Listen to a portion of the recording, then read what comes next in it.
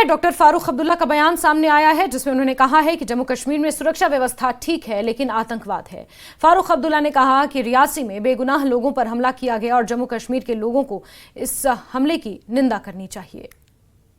बिल्कुल ठीक है, ऐसी बात नहीं है, मगर आतंकवाद है।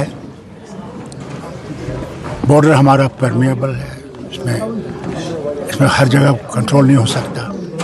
अफसोस तो मुझे इस बात का है कि बेगुनाह जो अपने लिए मांगने गए थे शिवखोड़ी में, उन पे हमला किया गया। नाते लोग, हम सबको जो भी इस रियासत के लोग हैं, हमें इसे कंडेम करना चाहिए और अल्लाह से मांगना चाहिए कि या अल्लाह ऐसे लोगों को यहाँ मत भेज जो हम लोगों के लिए मुसीबतें खड़ी कर रहे हैं।